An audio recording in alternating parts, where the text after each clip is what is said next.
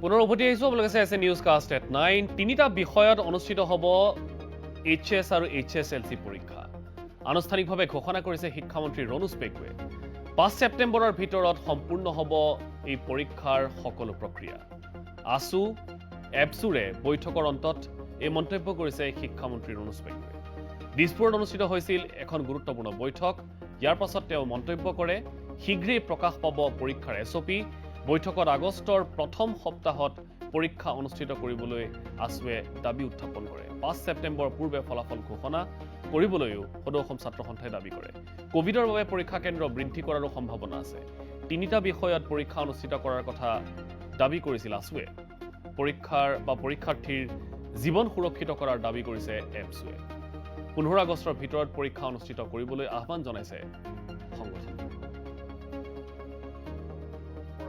পদ্ধতি বা পৰম্পৰাগত যিটো আমাৰ ৰুটিন থাকে সেই ৰুটিন মতে নহয় পেলাই সংকুচিত বিষয়ত সংকুচিত নম্বৰেৰে সৈতে কোভিড প্ৰটকল মানি আমি পৰীক্ষা অনুষ্ঠিত কৰিম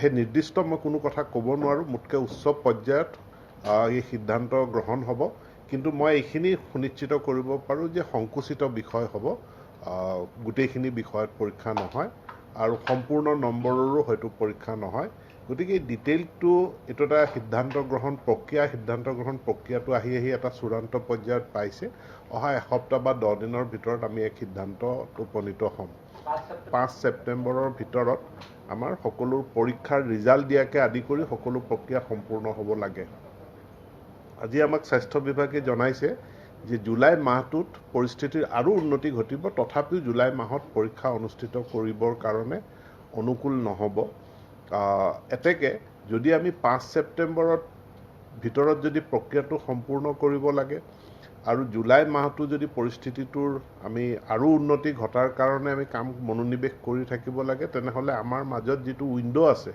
বা যিটো সময় আছে য'ত আমি পৰীক্ষা অনুষ্ঠিত কৰিব পাৰিম সেইটো 1 আগষ্টৰ পৰা 15 আগষ্ট বিষয় সংকুচিত কৰি গোটেই বিষয়টোত আগবাঢ়ি যাবৰ কাৰণে এটা যুঁজা কৰা হৈছে আৰু এই যিখিনি পৰামৰ্শ আজি দিয়া হ'ল এই পৰামৰ্শখিনিৰ ওপৰত অসমৰ শিক্ষামন্ত্ৰীগৰাকীয়ে অসমৰ মুখ্যমন্ত্ৰীগৰাকীৰ লগত আলোচনা কৰিব আৰু অহা 10 দিনৰ ভিতৰত এই সম্পৰ্কত তেখেতসকলে এটা সিদ্ধান্ত ল'ব কাৰণ আমি কৈ আছোঁ এটা কথা যে ছাত্ৰ ছাত্ৰীক জনাই দিব লাগে যে কি মাধ্যমৰ পৰীক্ষাটো হ'ব কোনটো সূত্ৰত হ'ব গোটেইকেইটা পৰীক্ষাত হ'ব নে তিনিখন বিষয়ত হ'ব নে কেনেকৈ হ'ব পৰীক্ষাটো উচ্চতৰ মাধ্যমিক স্তৰটো কেনেকৈ হ'ব গোটেইবোৰ পৰীক্ষা দিব লাগিব নে কম বিষয়ত দিব লাগিব ছাত্ৰ ছাত্ৰীক এতিয়া জনাই দিব লাগে ছাত্ৰ ছাত্ৰীয়ে জানিব খোজে আৰু সেই ধৰণে ছাত্ৰ ছাত্ৰীয়ে তাৰ ভিত্তিত নিজৰ প্ৰস্তুতি তেওঁলোকে আগুৱাই নিব খোজে গতিকে আজি শিক্ষামন্ত্ৰীগৰাকীক আমি অনুৰোধ জনাইছোঁ যে পৰীক্ষা গোটেইকেইটা বিষয়ত হ'ব নে কোনকেইটা বিষয়ত হ'ব এই সূত্ৰটো ছাত্ৰ ছাত্ৰীসকলক জনাই দিব লাগে শিক্ষামন্ত্ৰীগৰাকীয়ে কৈছে যে আজিৰ যিখিনি আলোচনা সেই আলোচনাখিনি আধাৰ হিচাপে লৈ অসমৰ মুখ্যমন্ত্ৰী ডাঙৰীয়াৰ লগত অসমৰ মুখ্যমন্ত্ৰী মহোদয়ৰ লগত কথা বতৰা পাতিব আৰু অহা 10 দিনৰ ভিতৰত অসমৰ ছাত্ৰ ছাত্ৰীসকলক তেখেতসকলে এটা স্পষ্ট সিদ্ধান্ত তেখেতসকলে অৱগত কৰিব আৰু ইয়াৰ উপৰিও বিভিন্ন ধৰণৰ পৰামৰ্শ ইয়াত আহিছে পৰামৰ্শ দিয়া হৈছে যে পৰীক্ষা স্বাস্থ্যজনিত কথাটো যেতিয়া উন্নত হৈ পৰীক্ষা হ'ব তেতিয়া সেই পৰীক্ষাৰ দিনটোত অকল পৰীক্ষাই হ'ব গ্ৰীণ কৰিডৰ এটা ধাৰণাও আহিছে সেইবোৰ ধাৰণাও আহিছে আৰু এনেকুৱা পৰিৱেশ আহিছিল তো ইয়াৰ কাৰণে আমাৰ ল'ৰা ছোৱালীবিলাকো যাতে খুব যত্নৰে পঢ়ে আৰু আগন্তুক 1-1.5 মাহৰ ভিতৰত এই পৰীক্ষা অনুষ্ঠিত হ'ব আৰু সকলো প্ৰক্ৰিয়া মানে আমি সম্পন্ন কৰিব পাৰিম আৰু আমি সুৰক্ষিতভাৱে আমি এই পৰীক্ষা আমি পাৰ কৰি যাব পাৰিম সেই আশাৰে ছাত্ৰ ছাত্ৰীসকলক মই ঘৰতে পঢ়িবৰ কাৰণে আহ্বান জনাইছোঁ আৰু পৰীক্ষা অনুষ্ঠিত হ'ব এইটো ক্লিয়াৰ কাট চৰকাৰেও সদিচ্ছা আমাৰ ফালৰ পৰাও আমি দাবী জনাইছোঁ বা আহ্বান জনাইছোঁ আৰু দ্বিতীয় কথাটো হ'ল যে পৰীক্ষা আগষ্ট মাহৰ প্ৰথম সপ্তাহত যদি অনুষ্ঠিত হৈ যায় 5 ছেপ্টেম্বৰৰ আগে সকলো পৰীক্ষাৰ প্ৰক্ৰিয়া সম্পন্ন কৰাৰ কাৰণে এটা প্লেনিং এটা ৰোডমেপ ৰখা হৈছে এইটো সিদ্ধান্ত নহয় এইটো এটা প্ৰপ'জেল এটা প্ৰস্তাৱত আছে আৰু এইটো বিবেচনাত আছে তো ইয়াৰ কাৰণে এইটো ফাইনেল নহয় সকলো কথা ফাইনেল বুলি ভাবিব নালাগে কিন্তু পৰীক্ষা অনুষ্ঠিত হ'ব আৰু ছাত্ৰ ছাত্ৰীৰ বেনিফিটক লৈয়ে ছাত্ৰ ছাত্ৰীৰ মানে ভৱিষ্যত সুনিশ্চিত কৰিয়ে পৰীক্ষা পাতি দিয়া হ'ব বা পাতা হ'ব এই কথাটো আজি আমি বাৰ্তা হিচাপে আমি ব্যাখ্যা বা ব্যক্ত কৰিলোঁ ধন্যবাদ অন্য এটা প্ৰসংগলৈ আহিছোঁ। অসম মন্ত্ৰীসভাৰ চতুৰ্থখন কেবিনেট বৈঠক আজি অনুষ্ঠিত হয় আৰু এই বৈঠকত কেইবাটাও গুৰুত্বপূৰ্ণ সিদ্ধান্ত গ্ৰহণ কৰা হৈছে। বিশেষকৈ দীঘৰখাল আৰু শ্ৰীৰামপুৰ গেটত দুটাকৈ তালাচী চকীৰ কথা ইয়াত উল্লেখ কৰা হ'ল। কয়লা পৰিবাহী ট্ৰাক ছাগলীয়া গেটেৰে পাৰ হ'ব নোৱাৰিব বুলি তাত উল্লেখ কৰা হ'ল। চিপাঝাৰৰ সৰুখুটিত থকা ৭০,০০০ বিঘা মাটি কৃষিভূমিলৈ ৰূপান্তৰ কৰাৰ এটা গুৰুত্বপূৰ্ণ সিদ্ধান্ত গ্ৰহণ কৰা হ'ল। অসম ৰত্ন বঁটা প্ৰতি বছৰে প্ৰদান কৰাৰ এটা গুৰুত্বপূৰ্ণ সিদ্ধান্ত গ্ৰহণ কৰা হৈছে। তাৰ উপৰিও সাহায্যৰ মেৰামতিৰ কৰ্তৃত্ব জিলা উপায়ুক্তৰ হাতত ন্যস্ত কৰা হৈছে। আৰু কেইবাটাও গুৰুত্বপূৰ্ণ সিদ্ধান্ত আজিৰ এই বৈঠকত গ্ৰহণ কৰা হৈছে। এই সন্দৰ্ভত চাওক আমাৰ এক বিস্তৃত ৰিপৰ্ট। অনুষ্ঠিত হল অসম মন্ত্ৰীসভাৰ চতুৰ্থখন কেবিনেট বৈঠক। কেইবাটাও গুৰুত্বপূৰ্ণ সিদ্ধান্তত অনুমোদন। মঙলবাৰে জনতা ভৱনত মুখ্যমন্ত্ৰী হিমন্ত বিশ্ব শৰ্মাৰ কাৰ্যালয়ত অনুষ্ঠিত হয় অসম মন্ত্ৰীসভাৰ চতুৰ্থখন গুৰুত্বপূৰ্ণ বৈঠক। এই বৈঠকত কয়লাৰ অবৈধ সৰবৰাহ ৰোধ কৰাৰ বাবে বিশদভাৱে আলোচনা কৰা হয়। ইয়াৰ বাবে কয়লাৰ গাড়ী পাৰ হৈ অহা দীঘৰখাল আৰু শ্ৰীৰামপুৰ গেটত দুটাকৈ তালাচী চকী স্থাপনৰ সিদ্ধান্ত গ্ৰহণ কৰা হয়। এই তালাচী চকীত অভাৰলোড কয়লা গাড়ীৰ বিৰুদ্ধে অভিযান চলোৱা হ'ব। উল্লেখযোগ্য যে এতিয়াৰে পৰা কোনো কয়লা পৰিবাহী ট্ৰাক ছাগলীয়া গেটেৰে পাৰ হ'ব নোৱাৰিব। আজি কেবিনেটে মুখ্যমন্ত্ৰী ডাঙৰীয়াৰ নেতৃত্বত অত্যন্ত গুৰুত্বপূৰ্ণ এটা দৃঢ় সিদ্ধান্ত গ্ৰহণ কৰিছে যে এতিয়াৰে পৰা দীঘৰখাল বৰাক ভেলীৰ দীঘৰখাল আৰু শ্ৰীৰামপুৰত অভাৰলোড ট্ৰাকৰ জোখ মাখ কৰা হ'ব। চৰকাৰী ৱে ব্ৰিজত যদি কোনোবা ট্ৰাকত অভাৰলোড কয়লা গৈছে তেতিয়া তাতে জোখ মাখ কৰা হ'ব, ৱে ব্ৰিজত জোখ লোৱা হ'ব, ৱেইট কৰা হ'ব আৰু যদি অভাৰলোড হৈছে অভাৰলোডৰ যিখিনি কয়লা সেইখিনিক আনলোড কৰি দিয়া হ'ব। ৩১ মাৰ্চলৈকে পৰীক্ষামূলকভাৱে এই প্ৰক্ৰিয়াটো চলিব, কাৰণ আমি দুৰ্নীতি ৰোধ কৰিব খুজিছোঁ, চিণ্ডিকেট শব্দটো নাইকিয়া কৰিব খুজিছোঁ। তাত যাতে ভালদৰে হয় ব্যৱস্থাটো তাৰ কাৰণে পৰীক্ষামূলকভাৱে ৩১ মাৰ্চলৈকে লোৱা হৈছে। তাত যদি আকৌ কিবা অনিয়ম হোৱাৰ সুৰুঙা কোনোবাই উলিয়াই দুষ্ট প্ৰকৃতিৰ ব্যক্তিয়ে তেতিয়া নতুন ধৰণে চিন্তা কৰা হ'ব। কোনো ধৰণৰ কয়লাৰ ট্ৰাক ছাগলীয়া গেটেদি অহা যোৱা কৰিব নোৱাৰিব। কয়লাৰ ট্ৰাক অকল যাব শ্ৰীৰামপুৰ গেটেৰে আৰু যিহেতু মেঘালয়ৰ পৰা বৰাক ভেলীলৈকে সোমাই তাত দীঘৰখালত এই ওজন জোখা হ'ব আৰু অভাৰলোড ট্ৰাকক যাবলৈকে বাধা দিয়া হ'ব।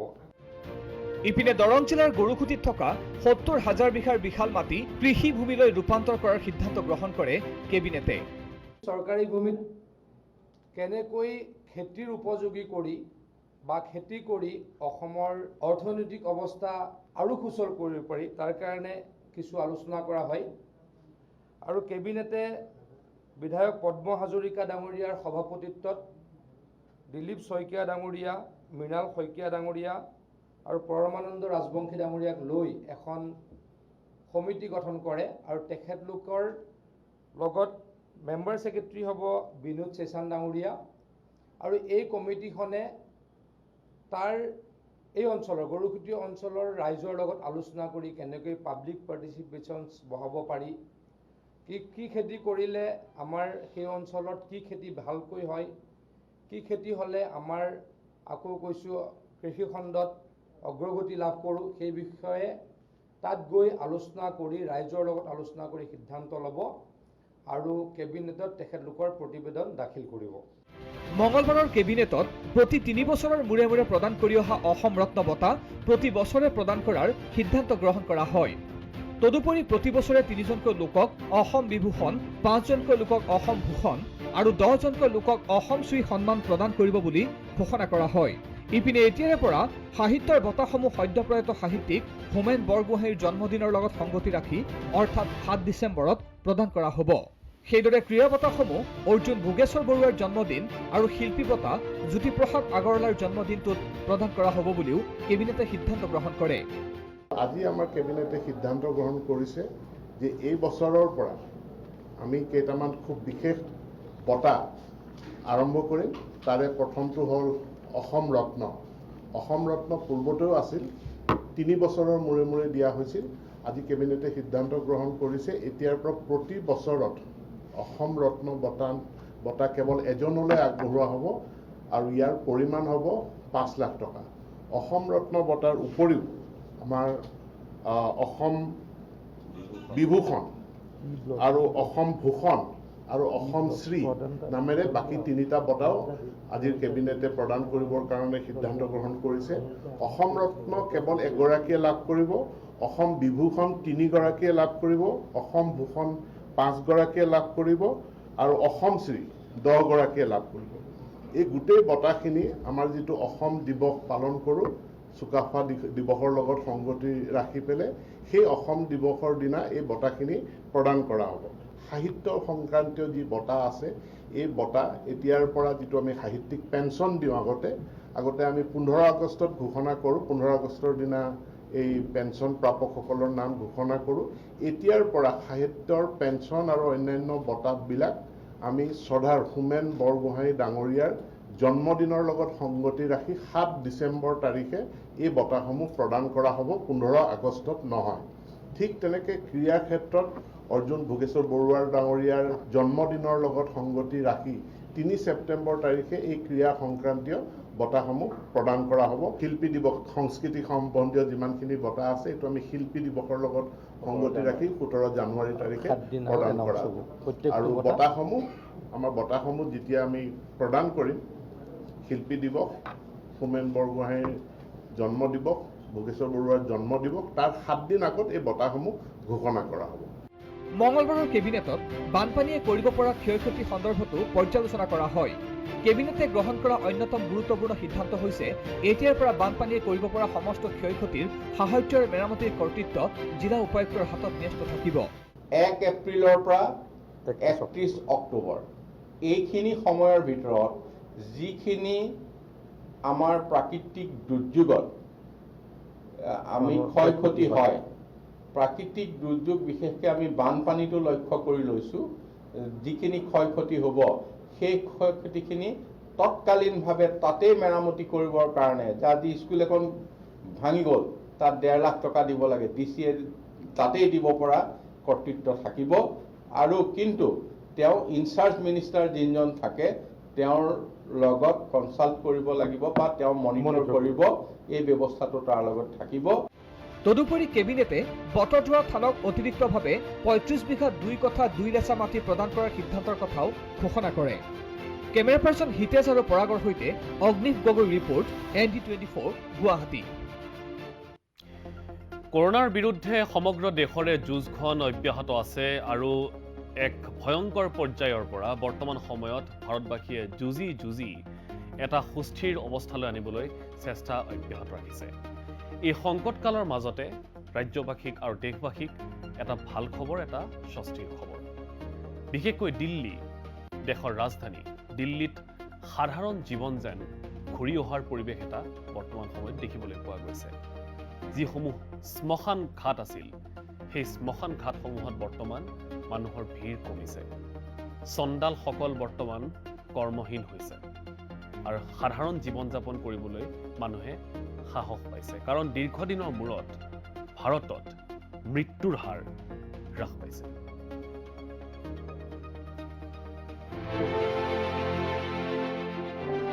ভাল খবৰ দিছে শ্মশানৰ চণ্ডালে।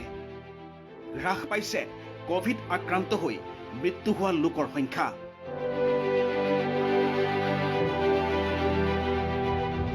যোৱা 7-8 দিনত পৰিস্থিতি সম্পূৰ্ণ স্বাভাৱিক ৰাজধানী দিল্লীত।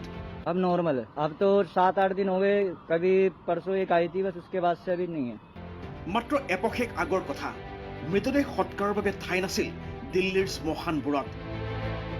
একেই পৰিস্থিতি ওচৰৰ উত্তৰ প্ৰদেশ, হাৰিয়ানা আদি ৰাজ্যৰ লগতে মহাৰাষ্ট্ৰতো। উত্তৰ প্ৰদেশ, বিহাৰত মৃতদেহ উটি আহিছিল গংগাৰ বক্ষৰে। শৱ সৎকাৰ কৰি অৱশ হৈ পৰিছিল শ্মশান কৰ্মী তথা চণ্ডালসকল। पहले बहुत ज्यादा दिक्कत थी, हम भी थक जाते थे, पूछो मत। यही सोचते थे कि गांव चले जाए, थक गए, थोड़ा आराम मिल जाए 1-2 दिन का। কৰোনাৰ প্ৰথম লহৰ ইমান ভয়াৱহ নাছিল, কিন্তু কাল মহামাৰীৰ দ্বিতীয় লহৰে চণ্ডাল শ্মশান কৰ্মীসকলৰ বাবে দিন ৰাতিৰ পাৰ্থক্য নাইকিয়া কৰি পেলাইছিল। पहले जो रिकॉर्ड था वो रिकॉर्ड तो ज़्यादा नहीं था उस समय के, मगर इस बार जो महामारी आई है ना, उसकी महामारी के अलावा हमारे रात का दिन का सुकून इतना खो गया था कि हम लोग बहुत ज़्यादा ही परेशान थे। কিন্তু জুন মাহৰ প্ৰথমটো সপ্তাহৰ পৰাই দিল্লীত কমিবলৈ লৈছে শ্মশানমুখী মৃতদেহৰ সংখ্যা, আহিবলগীয়া হোৱা নাই শ্মশান যাত্ৰীৰ দল। চাওক এই দৃশ্য, খালী শৱদাহৰ চিতা, শ্মশানত দম দম পৰি আছে শৱ সৎকাৰৰ বাবে মজুত কৰি ৰখা খৰি, আৰু কৰ্মহীন সময় অতিবাহিত কৰিছে চন্দালসকলে, কাৰণ অহা নাই মৃতদেহ শ্মশান যাত্ৰীৰ দল। और कुछ नहीं है, 4-5 दिन से कुछ नहीं है। ইফালে কভিডত মৃত্যুৰ সংখ্যা হ্ৰাস পোৱাত যেন মুখলৈ পানী আহিছে দিল্লীৰ পৌৰকৰ্মী বিষয়ববী, আৰু ঈশ্বৰক ধন্যবাদ দিছে পূব দিল্লী পৌৰ নিগমৰ মেয়ৰে। मैं तो प्रभु का ही धन्यवाद दूंगा। 2-3 दिन में तो 0-0 का ही केस आ रहे। যোৱা মে মাহৰ পৰিস্থিতি সোঁৱৰি তেওঁ ক'লে, ऐसी मतलब मैंने अपने जीवन में नहीं देखा कि डेथ होते रहने के साथ ही हम उसके शोक तो प्रकट क्या करें, उनकी यही रहता था जी हमारा क्रीमेशन करा दो। কভিড ৰোগীৰ মৃত্যুৰ হাৰ হ্ৰাস পোৱাটো নিঃসন্দেহে স্বস্তিৰ কাৰণ এই সময়ত, কিন্তু একে সময়তে কভিডৰ তৃতীয় লহৰৰ আশংকাও প্ৰাসংগিক। গতিকে কভিডমুক্ত পৰিৱেশৰ চাবিকাঠি এতিয়াও মানুহৰ হাততে। আমিও কওঁ, সজাগ হওক, সতৰ্ক হৈ থাকক। News desk ND24।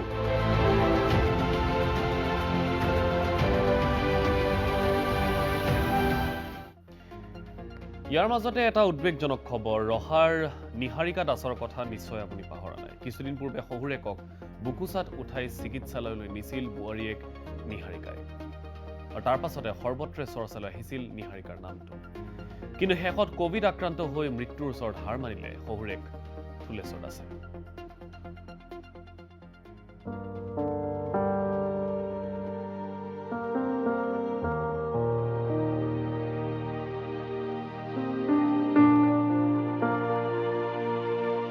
বোৱাৰীয়েকে বুকুচাত উঠাই চিকিৎসাৰ বাবে নিয়া থুলেশ্বৰ দাসৰ মৃত্যু। কোভিড আক্ৰান্ত থুলেশ্বৰ দাসক বুকুচাত উঠাই চিকিৎসাৰ বাবে নিছিল বোৱাৰীয়েক নিহাৰিকাই।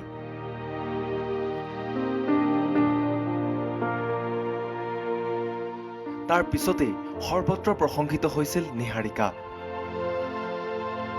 এই দৃশ্যৰ পিছতেই চৰ্চা লাভ কৰিছিল থুলেশ্বৰ দাসৰ স্বাস্থ্যৰ প্ৰসংগই, কিন্তু কোভিড আক্ৰান্ত দাসৰ স্বাস্থ্যৰ অৱনতি ঘটি মঙলবাৰে মৃত্যুৰ ওচৰত হাৰ মানে থুলেশ্বৰ দাসে। তেওঁ যোৱা ৰাতি ICUত মৃত্যুবৰণ কৰিছে। তেওঁক ৰহাৰ পৰা অনা হৈছিলে থুলেশ্বৰ দাস বুলি মানুহজন। তেওঁ মৃত্যুবৰণ কৰিছে, কালি ICUত মৃত্যুবৰণ কৰিছে। শহুৰেকক কঢ়িয়াই নিয়াৰ পাছত বোৱাৰীয়েক নিহাৰিকাও আক্ৰান্ত হৈছিল কৰোণাত, কিন্তু বৰ্তমান কোভিড নিগেটিভ নিহাৰিকা দাস। নিহাৰিকাৰ এই কাৰ্যৰ বাবেই যেন থুলেশ্বৰ দাসে লাভ কৰিছিল সংবাদ শিৰোনাম, যাৰ বাবে ৰাজ্যৰ কোভিডত নিহতৰ মাজত হেৰাই নগ'ল এইগৰাকী ব্যক্তি। ইতিমধ্যে শিলিগুৰিৰ পৰা গুৱাহাটী আহি পাইছে নিহাৰিকা দাসৰ স্বামীসহ 2 পুত্ৰ। Bureau report ND24।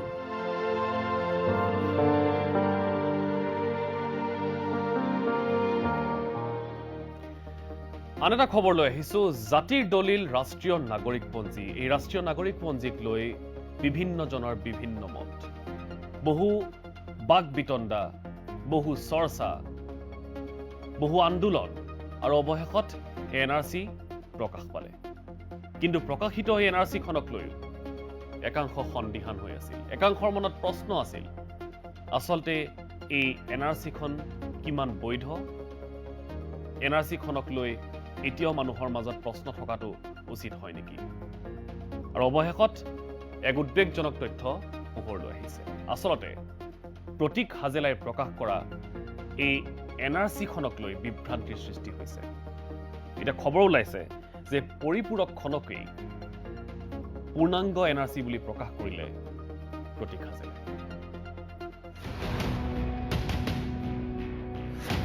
জাতিৰ দলিল ৰাষ্ট্ৰীয় নাগৰিকপঞ্জী বৈধনে?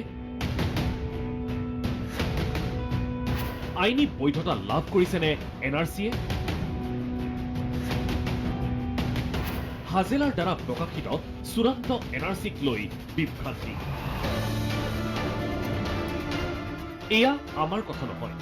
মন কৰক, schedule of the citizenship rule 2003ৰ এই 7 নম্বৰ দফাটোলৈ।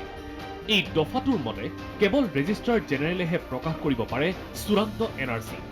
কিন্তু এই নীতি নিৰ্দেশনাক অৱজ্ঞা কৰি একমাত্ৰ সকলোৰে বাহ লোৱাৰ বাবেই NRCৰ তদানীন্তন ৰাজ্যিক সমন্বয়ক প্ৰতীক হাজেলাই প্ৰকাশ কৰিলে চূড়ান্ত NRC। কেৱল ইমানেই নহয়, 2019ৰ 13 আগষ্টত উচ্চতম ন্যায়ালয়ৰ মুখ্য ন্যায়াধীশ ৰঞ্জন গগৈ আৰু ন্যায়াধীশ RF নাৰিমানে দিয়া এই নিৰ্দেশনা যোগে NRCৰ চামিল আৰু বহিষ্কৃতৰ তালিকাহে প্ৰকাশ কৰিবলৈ ৰাজ্য চৰকাৰ, কেন্দ্ৰীয় চৰকাৰ আৰু RGAক কৰ্তৃত্ব দিছিল উচ্চতম ন্যায়ালয়ে। আৰু তাৰ পিছত NRCৰ চামিলকৰণৰ পৰিপূৰকৰ তালিকাৰ হাৰ্ড কপিহে NRC সেৱা কেন্দ্ৰ, চক্ৰ বিষয়াৰ কাৰ্যালয় আৰু উপায়ুক্তৰ কাৰ্যালয়ত প্ৰকাশৰ অনুমতি দিছিল আদালতে। কিন্তু NRCৰ তদানীন্তন সমন্বয়ক প্ৰতীক হাজেলাই NRCৰ পৰিপূৰককেই চূড়ান্ত NRCৰ ৰূপ দি প্ৰকাশ কৰি অধিক জটিলতালৈ ঠেলি দিলে সমগ্ৰ NRC প্ৰক্ৰিয়াটো। ভুল ত্ৰুটি থকাৰ পিছতো কেৱল বাহ ল'বলৈ অকৰ্তৃত্বশীলভাৱে হাজেলাই প্ৰকাশ কৰিলে চূড়ান্ত NRC, যাৰ ফলত জাতিৰ দলিল NRCৰ আইনী বৈধতাক লৈ প্ৰশ্ন উত্থাপিত হৈছে। ইতিমধ্যে উচ্চতম ন্যায়ালয়ত পুনৰীক্ষণৰ 38 পৃষ্ঠাজোৰা আবেদন দাখিল কৰিছে NRCৰ বৰ্তমানৰ সমন্বয়ক হিতেশ দেৱ শৰ্মাই, য'ত উল্লেখ আছে এই আটাইবোৰ বিষয়। ইয়াৰ পিছত উচ্চতম ন্যায়ালয়ে প্ৰকাশিত NRC আৰু তদানীন্তন ৰাজ্যিক সমন্বয়ক প্ৰতীক হাজেলা সম্পৰ্কত কি মত পোষণ কৰে সেয়া হ'ব লক্ষণীয়। কেমেৰা পাৰ্চন পৰাগ মেছৰ সৈতে গুঞ্জন কলিতা, ND24। এই মুহূৰ্তত আন এটা খবৰ লৈ আহিছোঁ। ডিব্ৰুগড়ৰ পৰা এটা আশাৰ খবৰ আহিছে, বিশেষকৈ ক্ৰীড়া প্ৰেমীসকলৰ বাবে। ডিব্ৰুগড়ত 133 কোটি টকা ব্যয় সাপেক্ষে নিৰ্মাণ কৰা হৈছে এটা বহুমুখী ক্ৰীড়া প্ৰকল্প। এই প্ৰকল্পত কেনেধৰণৰ সুবিধা থাকিব আৰু কেতিয়া মুকলি কৰা হ'ব এই বহুমুখী ক্ৰীড়া প্ৰকল্প, চাওক এই সন্দৰ্ভত আমাৰ এক বিশেষ ৰিপৰ্ট।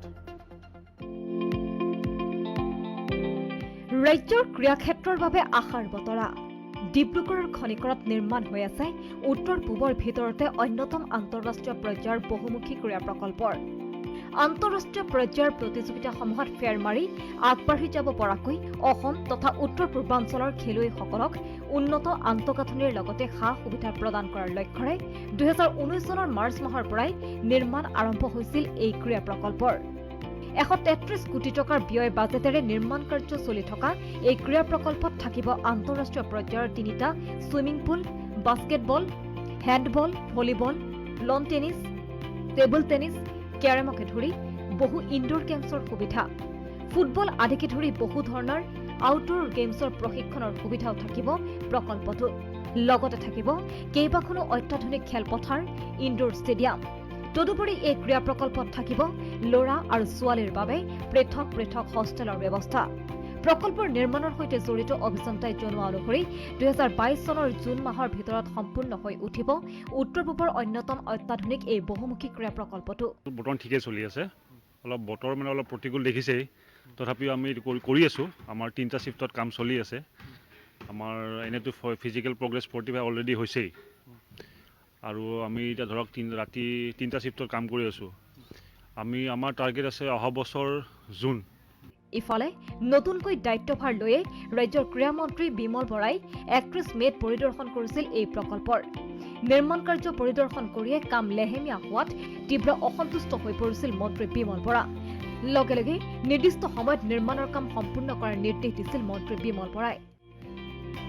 আনহাতে এই ক্ৰীড়া প্ৰকল্পৰ দ্বাৰা স্থানীয় খেলুৱৈসকল যথেষ্ট উপকৃত হ'ব, এই আশা কৰিছে ডিব্ৰুগড়ৰ আগশাৰীৰ মিলনজ্যোতি সংঘৰ সাধাৰণ সম্পাদক নিৰুত্তৰ লগতে বহুজনে। খনিকৰস্থ যিখন আপোনাৰ ক্ৰীড়া প্ৰকল্প বনাই আছে, সেইখনৰ কাৰণে আমাৰ ডিব্ৰুগড়ৰ যথেষ্ট সংখ্যক খেলুৱৈ যথেষ্ট উপকৃত হ'ব। কাৰণ আপোনালোকে চাওক, এতিয়া ফিল্ডৰ কাৰণে বিৰাট ডিব্ৰুগড়ৰ এটা মেইন প্ৰব্লেম হৈছে ফিল্ড। এখন মানে সুস্থিৰ ভাল ফিল্ড এখনৰ অভাৱ। ধৰক এতিয়া চকিডিং ফিল্ডখনো আপোনাৰ ধৰক এতিয়া গভৰ্ণমেণ্টৰ ফিল্ড হৈ গ'ল, ন' ডাউট। সেইখনতো খেলা ধূলা হয়, পাৰ্মিশ্যন দিয়ে। তাৰপাছত আমাৰ আউটডোৰ ষ্টেডিয়াম এখন আছে, এই দুখনেই আছে। এতিয়া সেইখন যিটো প্ৰচেষ্টা চৰকাৰে হাতত লৈছে, খুব সুন্দৰ প্ৰচেষ্টা হাতত লৈছে। কেমেৰা সন্তোষ যাদৱৰ সৈতে ডেভিড বুঢ়াগোহাঁইৰ ৰিপৰ্ট ND24।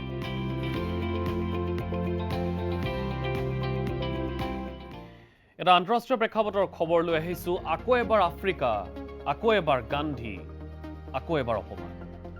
দুটা শতিকাৰ পাছত আকৌ এবাৰ দক্ষিণ আফ্ৰিকাত অপমানিত হ'বলগীয়া হ'ল ভাৰতৰ জাতিৰ পিতা। কিদৰে আৰু কিয়? মহাত্মা গান্ধীৰ অপমানৰ আঁৰত কোন আছে জানি আপুনি আচৰিত হ'ব। আকৌ এবাৰ আফ্ৰিকা, আকৌ এবাৰ গান্ধী, আকৌ এবাৰ অপমান। মাণ্ডেলাৰ দেশত আকৌ এবাৰ অপমানিত মহাত্মা গান্ধী। কিন্তু এইবাৰ কোনো শ্বেতাংগই অপমান কৰা নাই। জাতিৰ পিতা এইবাৰ অপমানিত হৈছে খুদ আজু নাতিনীয়েকৰ দ্বাৰা।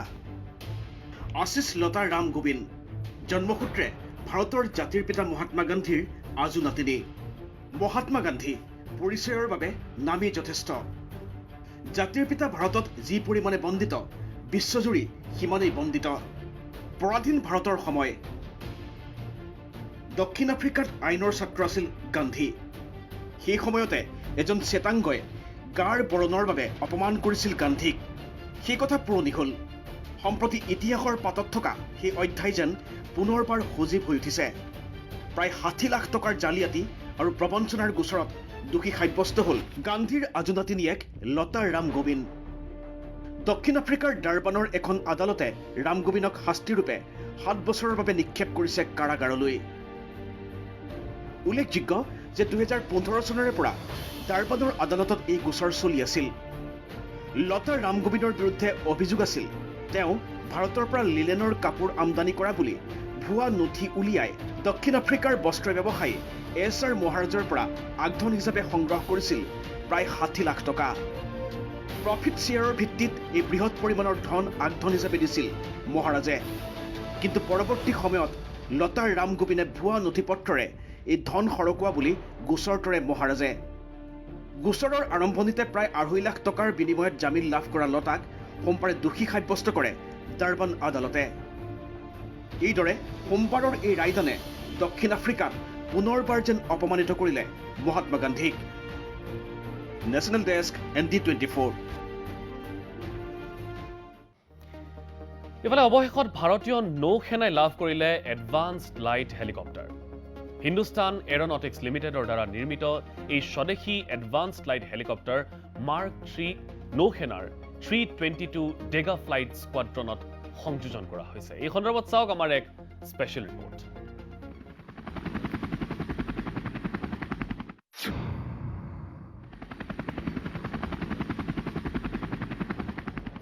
ভাৰতীয় নৌসেনাত আনুষ্ঠানিকভাৱে সংযোজন হিন্দুস্তান এৰনেটিক্স লিমিটেডৰ দ্বাৰা নিৰ্মিত advanced light helicopter mark 3।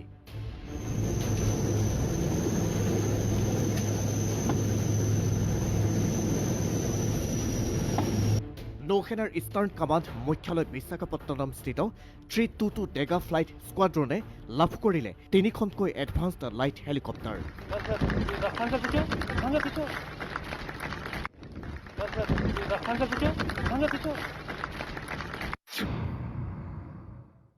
Stunt কামাণ্ডৰ flag officer commanding in chief vice admiral AP সিঙৰ উপস্থিতিত ৱাটাৰ কেনন চেলুট প্ৰদান কৰা হয় নতুনকৈ সংযোজিত 3খন বিশেষ হেলিকপ্টাৰক। ভাৰতীয় স্বদেশী প্ৰযুক্তিৰে নিৰ্মিত ALH হৈছে এখন অতি উন্নতমানৰ নিৰীক্ষণকাৰী হেলিকপ্টাৰ যিয়ে দিনে নিশাই সমানে অভিযান চলাব পৰাৰ সক্ষমতাৰে শক্তিশালী।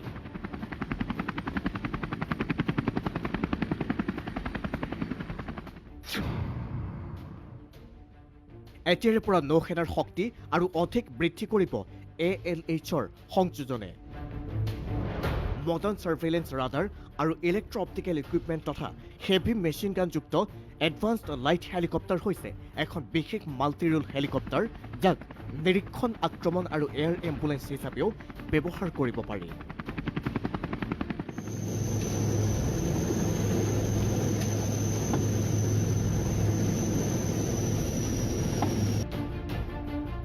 National desk ND24।